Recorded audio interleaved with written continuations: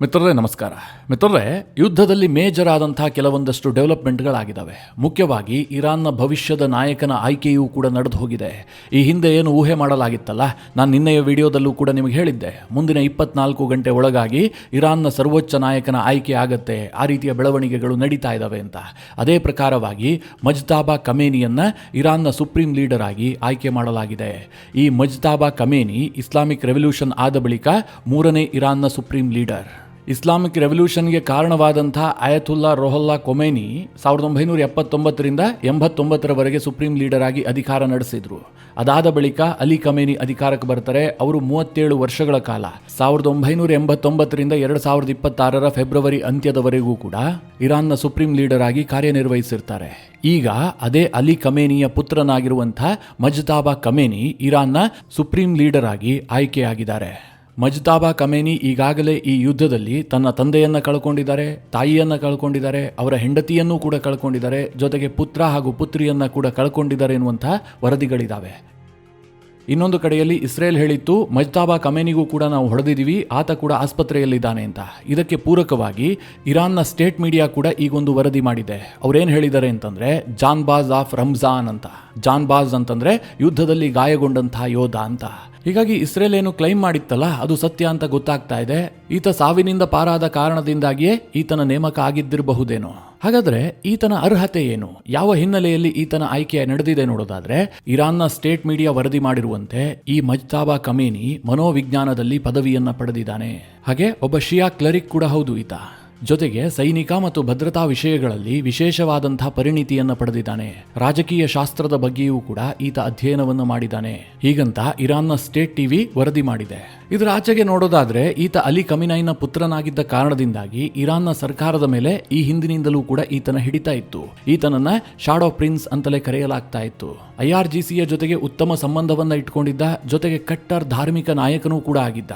ಹಾಗೆ ಪಾಶ್ಚಿಮಾತ್ಯರ ಕಡು ವಿರೋಧಿಯಾಗಿದ್ದ. America, Israel ಮತ್ತು ಯುರೋಪ್ ಅನ್ನು ವಿರೋಧಿಸುವಂತಹ ನಾಯಕ ಈತ. ಹಾಗೆ ಅಣು ಕಾರ್ಯಕ್ರಮದ ಬಗ್ಗೆ ಪ್ರಬಲವಾಗಿ ಸಮರ್ಥನೆ ಮಾಡಿಕೊಳ್ಳುವಂತಹ ನಾಯಕನೂ ಕೂಡ ಹೌದು. Iran at any cost nuclear power ದೇಶ ಆಗಬೇಕು, ಅದಕ್ಕೆ ಏನೇ ತ್ಯಾಗ ಮಾಡೋದಕ್ಕೂ ಸಿದ್ಧ ಅನ್ನುವಂತಹ ಮನಸ್ಥಿತಿ ಇರುವಂತಹ ನಾಯಕ ಈತ.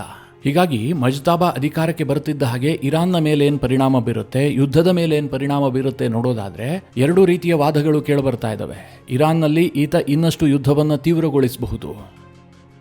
ಅಂದರೆ ಯಾವುದೇ ಕಾರಣಕ್ಕೂ ಕೂಡ ನಾವು ಅಮೆರಿಕಾಗೆ ಸರೆಂಡರ್ ಆಗೋದಿಲ್ಲ ಅಂಥೇಳಿ ಯುದ್ಧವನ್ನು ಮುಂದುವರೆಸುವಂತಹ ತೀರ್ಮಾನವನ್ನು ಕೈಗೊಳ್ಳಬಹುದು. ಈಗ ಸದ್ಯ ಇರಾನ್ ಸೂತ್ರ ಹರಿದ ಗೊಂಬೆಯಂತಾಗಿದೆ. ಕಳೆದ 9-10 ದಿನಗಳಿಂದ ಅಲ್ಲಿ ಯಾರೂ ನಾಯಕ ಇಲ್ಲ, ಯಾರು ಹೇಳಿದ ಮಾತನ್ನು ಯಾರೂ ಕೇಳ್ತಾ ಇಲ್ಲ.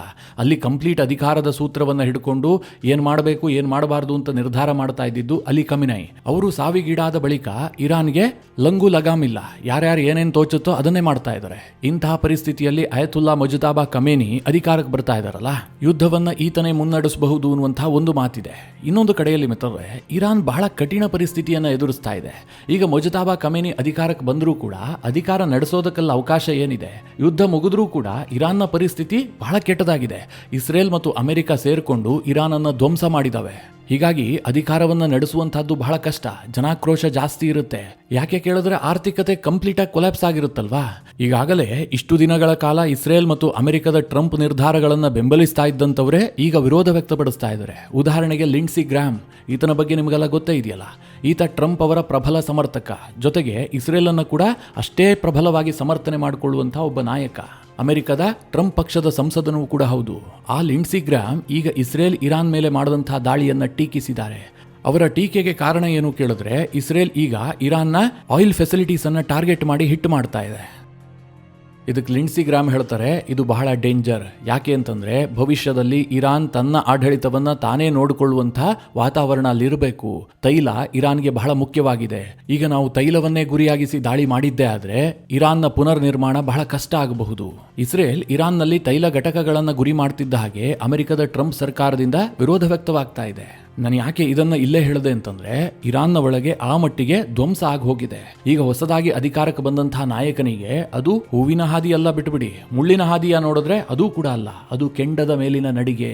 ಹೀಗಾಗಿ ಹೊಸ ನಾಯಕ ಜನರ ವಿಶ್ವಾಸವನ್ನ ಗಳಿಸುವಂತಹದ್ದು ಬಹಳ ಕಷ್ಟ ಇದೆ. ಈ ಕಾರಣದಿಂದ ಕೆಲವರು ಏನು ಹೇಳ್ತಾ ಇದ್ದಾರೆ ಕೇಳಿದ್ರೆ, ಮುಜ್ತಬಾ ಖಮೇನಿ ಒಂದು ರೀತಿಯಲ್ಲಿ ಅಮೆರಿಕಾಗೆ ಸರೆಂಡರ್ ಆಗಬಹುದು ಅಥವಾ ಒಂದು ಒಪ್ಪಂದಕ್ಕಾದ್ರೂ ಮುಂದಾಗಬಹುದು. ಯಾಕೆಂದ್ರೆ ಅಧಿಕಾರ ನಡೆಸಬೇಕು ಅಂತಂದ್ರೆ ಅದೊಂದೇ ಮಾರ್ಗ. ಇಲ್ಲದೆ ಹೋದ್ರೆ ಇನ್ನೊಂದು ಸ್ವಲ್ಪ ದಿನ ಯುದ್ಧ ಮುಂದುವರೆದ್ರೂ ಕೂಡ ಇರಾನ್ ಕಂಪ್ಲೀಟ್ ಆಗಿ ಸರ್ವನಾಶ ಆಗಿ ಹೋಗ್ಬಿಡುತ್ತೆ. ಮತ್ತೆ ಅದನ್ನ ಸರಿದಾರಿಗೆ ತರುವಂತಹದ್ದು ಕಷ್ಟ ಸಾಧ್ಯ. ಅದೊಂದು ಫೇಲ್ ಸ್ಟೇಟ್ ಆಗುವಂತಹ ಎಲ್ಲಾ ಸಾಧ್ಯತೆಗಳು ಕೂಡ ಇದಾವೆ. ಇಂತಹ ಸಂದರ್ಭದಲ್ಲಿ ಅಮೆರಿಕದೊಂದಿಗೆ ಹೊಂದಾಣಿಕೆ ಮಾಡಿಕೊಂಡಿದ್ದೆ ಆದರೆ ಕೆಲ ನಿರ್ಬಂಧಗಳನ್ನು ಅಮೆರಿಕ ಹಿಂದೆ ಪಡೆಯಬಹುದು. ಇರಾನ್ಗೆ ಆರ್ಥಿಕವಾಗಿ ಕೆಲವೊಂದಷ್ಟು ರಿಯಾಯಿತಿಗಳು ಸಿಗ್ತವೆ. ಇದರಿಂದ ಇರಾನ್ ಸ್ವಲ್ಪ ಸಸ್ಟೈನ್ ಆಗಬಹುದು ಅಂತ ಕೆಲವರ ವಾದ. ಆದರೆ ಮುಜ್ತಬಾ ಹಾಗೆ ಯೋಚನೆ ಮಾಡ್ತಾರೆ ಅಂತ ಕಲ್ಪಿಸಿಕೊಳ್ಳೋದು ಕೂಡ ಕಷ್ಟ. ಯಾಕೆ ಕೇಳಿದ್ರೆ ಈತನು ಕೂಡ ತೀರಾ ಹಾರ್ಡ್ ಲೈನರ್, ಕಟ್ಟರ್ ಇಸ್ಲಾಮಿಸ್ಟ್. ಹೀಗಾಗಿ ಅಮೆರಿಕದೊಂದಿಗೆ ಹೊಂದಾಣಿಕೆ ಇದೆಯಲ್ಲ, ಅದನ್ನ ಖಂಡಿತವಾಗ್ಲೂ ಆಯ್ಕೆ ಮಾಡಿಕೊಳ್ಳುವಂತಹ ಸಾಧ್ಯತೆಗಳು ಕಡಿಮೆ ಇದಾವೆ.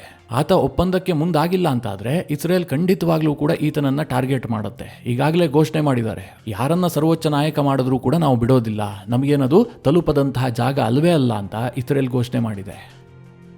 ಇನ್ನೊಂದು ಕಡೆಯಲ್ಲಿ ಈತನ ಆಯ್ಕೆ ಇದೆಯಲ್ಲ, ಇದಕ್ಕೆ ಬಹಳ ಬೆಂಬಲ ವ್ಯಕ್ತವಾದಂತೆ ಕಂಡು ಬರ್ತಾ ಇದೆ. ನಾನು ಹಿಂದಿನ ವಿಡಿಯೋದಲ್ಲಿ ಮಾಹಿತಿ ಕೊಟ್ಟಿದ್ದೆ, ನಾಯಕನಿಲ್ಲದ ಕಾರಣದಿಂದಾಗಿ ಇರಾನ್ನಲ್ಲಿ ಗೊಂದಲದ ಗೂಡಾಗಿದೆ. ಒಂದೆತ್ ಏರಿಗೆಳಿತಾ ಇದೆ, ಇನ್ನೊಂದೆತ್ ನೀರಿಗೆಳಿತಾ ಇದೆ.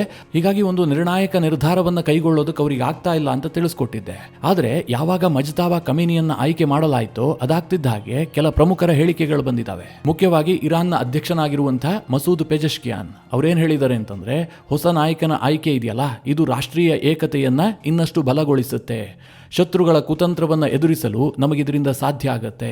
ಇರಾನ್ಗೆ ಶಕ್ತಿ ಮತ್ತು ಗೌರವದ ಯುಗ ಈಗ ಆರಂಭವಾಗುತ್ತೆ ಅಂತ ಮುಜ್ತಬಾ ಖಮೇನಿಯ ಆಯ್ಕೆಯ ಬಗ್ಗೆ ಮಸೂದ್ ಪೆಜೆಶ್ಕಿಯಾನ್ ಅಭಿಪ್ರಾಯಪಟ್ಟಿದ್ದಾರೆ. ಇನ್ನು ಅಲಿ ಲಾರಿಜಾನಿ, ಇರಾನ್ನ ಭದ್ರತಾ ಸಲಹೆಗಾರ ಮತ್ತು ಈ ಹಿಂದೆ ಇದ್ದಂತಹ ಅಲಿ ಖಮೇನಿಯ ಆಪ್ತ, ಈತ ಕೂಡ ಮುಜ್ತಬಾ ಖಮೇನಿಯ ಆಯ್ಕೆಯನ್ನ ಸ್ವಾಗತಿಸಿದ್ದಾನೆ. ಅಷ್ಟು ಮಾತ್ರ ಅಲ್ಲ, ಇದು ದೇಶಕ್ಕೆ ಶುಭದ ಆಶೀರ್ವಾದ ಅಂತ ವ್ಯಾಖ್ಯಾನ ಮಾಡಿದ್ದಾನೆ. ಇನ್ನು ಆಯ್ಕೆ ಸಮಿತಿಯಲ್ಲೂ ಕೂಡ ಒಂದ್ ಸ್ವಲ್ಪ ವಿರೋಧದ ನಡುವೆಯೂ ಈತನಿಗೆ ಹೆಚ್ಚಿನ ಜನ ಬೆಂಬಲ ವ್ಯಕ್ತವಾಗಿದೆ ಅಂತ ಗೊತ್ತಾಗ್ತಾ ಇದೆ. ನಿಮಗೆಲ್ಲ ಗೊತ್ತಿರಬಹುದು, ಈ ಹಿಂದೆ ನಾನು ತಿಳಿಸ್ಕೊಟ್ಟಿದ್ದೆ, ಇರಾನ್ನಲ್ಲಿ ಈ ಸರ್ವೋಚ್ಚ ನಾಯಕನ ಆಯ್ಕೆ ಮಾಡುವಂತಹ ಕೆಪಾಸಿಟಿ ಇರೋದು ಅಲ್ಲಿನ ಅಸೆಂಬ್ಲಿ ಆಫ್ ಎಕ್ಸ್ಪರ್ಟ್ಸ್ ಅನ್ನುವಂತಹ ಒಂದು ಕಮಿಟಿಗೆ. ಇವರು ಎಕ್ಸ್ಪರ್ಟ್ಸ್ ಅಂದ್ರೆ ನಮ್ಮ ಇಸ್ರೋ ಅಥವಾ ನಾಸಾದ ವಿಜ್ಞಾನಿಗಳಂತಲ್ಲ, ಕ್ಲರಿಕ್ಗಳಷ್ಟೇ. ಒಟ್ಟು 88 ಜನ ಸದಸ್ಯರಿರ್ತಾರೆ. ಅವರ ಅಧಿಕಾರಾವಧಿ 8 ವರ್ಷ ಇರುತ್ತೆ. ಇವರೆಷ್ಟು ಪವರ್ಫುಲ್ ಅಂತಂದ್ರೆ, ಇರಾನ್ನ ಸರ್ವೋಚ್ಚ ನಾಯಕ ಯಾರಾಗಬೇಕು ಮತ್ತು ಯಾರು ಈಗ ಅಧಿಕಾರದಲ್ಲಿರ್ತಾರಲ್ಲ, ಅವರೇನಾದರೂ ತಪ್ಪು ಮಾಡಿದ್ದೆ ಆದರೆ ಅವರನ್ನು ಇಂಪೀಚ್ ಮಾಡಬಹುದು. ಅಂದರೆ ಅಧಿಕಾರದಿಂದ ಇಳಿಸುವಂತಹ ಕೆಪಾಸಿಟಿಯೂ ಕೂಡ ಈ ಅಸೆಂಬ್ಲಿ ಆಫ್ ಎಕ್ಸ್ಪರ್ಟ್ನ 88 ಸದಸ್ಯರಿಗಿರುತ್ತೆ. ಇದರಲ್ಲೂ ಕೂಡ 3/2 ಬಹುಮತ ಬೇಕಾಗುತ್ತೆ. ಆಯ್ಕೆಗೂ ಬೇಕಾಗುತ್ತೆ, ಅಧಿಕಾರದಿಂದ ಇಳಿಸೋದಕ್ಕೂ ಕೂಡ ಈ 3/2 ಬಹುಮತ ಬೇಕಾಗುತ್ತೆ. ಆ ರೀತಿಯಾದಂತಹ ಒಂದು ನಿಯಮವನ್ನ ಇರಾನ್ ಹೊಂದಿದೆ. ಈಗ ಮಿತ್ರರೇ, ಮುಜ್ತಬಾ ಖಮೇನಿಯನ್ನ ಆಯ್ಕೆ ಮಾಡುವಂತಹ ಸಂದರ್ಭದಲ್ಲಿ ಒಟ್ಟು 59 ಜನ ಅಸೆಂಬ್ಲಿ ಆಫ್ ಎಕ್ಸ್ಪರ್ಟ್ನ ಸದಸ್ಯರು ಭಾಗಿಯಾಗಿದ್ರು. ಉಳಿದಂತಹ 29 ಮಂದಿ ಭಾಗಿಯಾಗಿರಲಿಲ್ಲ. ಒಂದು ಮೂಲಗಳ ಪ್ರಕಾರ ಅವರಿಗೆ ಇನ್ವಿಟೇಷನ್ನೇ ಇರಲಿಲ್ಲ ಅಂತ. ಆದರೆ ಇರಾನ್ನ ಸ್ಟೇಟ್ ಮೀಡಿಯಾ ಏನು ಹೇಳಿದೆ ಅಂತಂದ್ರೆ, ಅವರು ಬೇರೆ ಬೇರೆ ನಗರಗಳಲ್ಲಿರುವ ಕಾರಣದಿಂದಾಗಿ ಸದ್ಯ ಯುದ್ಧ ನಡೀತಾ ಇದೆಯಲ್ಲ, ಅವರು ಬರೋದಕ್ಕೆ ಸಾಧ್ಯ ಆಗಿಲ್ಲ. ಹೀಗಾಗಿ 59 ಜನರ ಅವಶ್ಯಕತೆ ಇತ್ತು, ಅಷ್ಟು ಜನ ಬಂದಿದ್ರು. ಅದರಲ್ಲಿ 50 ಜನ ಅಯತುಲ್ಲಾ ಮುಜ್ತಬಾ ಖಮೇನಿಗೆ ಬೆಂಬಲವನ್ನು ಕೊಟ್ಟಿದ್ದಾರೆ. ಇದೊಂದು ಬಹುಮತದ ಆಧಾರದಲ್ಲಿ ಆದಂತಹ ಆಯ್ಕೆ ಅಂತ ಇರಾನ್ನ ಸ್ಟೇಟ್ ಮೀಡಿಯಾ ಹೇಳ್ತಾ ಇದೆ. ಇನ್ನು ಮುಜ್ತಬಾ ಇರಾನ್ನ ಸುಪ್ರೀಂ ಲೀಡರ್ ಆಗಿ ಆಯ್ಕೆ ಆಗ್ತಿದ್ದ ಹಾಗೆ ಅತ್ತ ಕಡೆಯಿಂದ ಟ್ರಂಪ್ ಅವರ ಹೇಳಿಕೆಗಳು ಕೂಡ ಬಂದಿದ್ದಾವೆ. ಈ ಹಿಂದೆ ಟ್ರಂಪ್ ಇದೇ ಮುಜ್ತಬಾ ಬಗ್ಗೆ ಅನೇಕ ಹೇಳಿಕೆಗಳನ್ನು ಕೊಟ್ಟಿದ್ರು. ಆತ ಒಬ್ಬ ವೀಕ್, ಏನು ಕೈಲಾಗ್ಲದ್ದವನು ಅಂತ ಕೂಡ ಸ್ಟೇಟ್ಮೆಂಟ್ ಕೊಟ್ಟಿದ್ರು. ಅದಾದ ಬಳಿಕ ಇರಾನ್ನಲ್ಲಿ ಯಾರೇ ಸರ್ವೋಚ್ಚ ನಾಯಕನಾಗಬೇಕಾದ್ರೂ ಕೂಡ ಅದು ವೈಟ್ ಹೌಸ್ನ ಅನುಮತಿಯೊಂದಿಗೆ ಆಗಬೇಕು.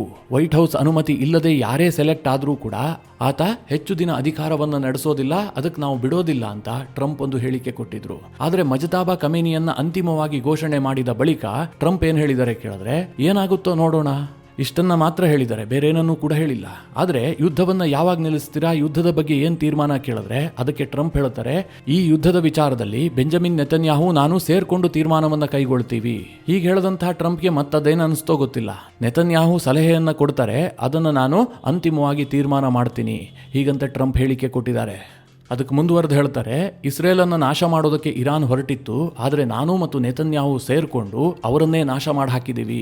ಒಂದು ವೇಳೆ ನಾನು ಮತ್ತು ನೆತನ್ಯಾಹು ಇಲ್ಲದೆ ಇದ್ದಿದ್ರೆ ಇಸ್ರೇಲ್ ಉಳಿತಾ ಇರಲಿಲ್ಲ. ಅಂದ್ರೆ ಬಹಳ ದೊಡ್ಡ ಗನಂದಾರಿ ಕೆಲಸ ಮಾಡಿದ್ದೀನಿ ಅಂತ ತನ್ನ ಬೆನ್ನನ್ನು ತಾನೇ ಟ್ರಂಪ್ ತಟ್ಟಿಕೊಂಡಿದ್ದಾರೆ. ಇನ್ನು ಈ ಯುದ್ಧದ ಬಿಸಿ ಭಾರತಕ್ಕೂ ಕೂಡ ತಟ್ಟೋದಕ್ಕೆ ಶುರುವಾಗಿದೆ. ಭಾರತಕ್ಕೆ ಮಾತ್ರ ಅಲ್ಲ, ಇಡೀ ವಿಶ್ವಕ್ಕೆ ತಟ್ಟುತ್ತಾ ಇದೆ. ಸಹಜವಾಗಿ ನಾವು ಭಾರತದ ಬಗ್ಗೆ ಯೋಚನೆ ಮಾಡ್ತೀವಲ್ವಾ, ಹೀಗಾಗಿ ನಾನು ಭಾರತದ ಬಗ್ಗೆ ಹೇಳ್ತಾ ಇದ್ದೀನಿ. ಸದ್ಯ ಆಯಿಲ್ ಪ್ರೈಸ್ ಇದೆಯಲ್ಲ, ಇದು ಗಗನಕ್ಕೆ ಹೋಗಿದೆ, ನಿರೀಕ್ಷೆಯನ್ನ ಮೀರಿ ಏರಿಕೆ ಕಂಡಿದೆ. ಕ್ರೂಡ್ ಆಯಿಲ್ ಪ್ರೈಸ್ $100 ರೀಚ್ ಆಗಬಹುದು ಅನ್ನುವಂಥ ಅನುಮಾನಗಳಿದ್ವಲ್ಲ, ಇವತ್ತು $116 ರೀಚ್ ಆಗಿದೆ.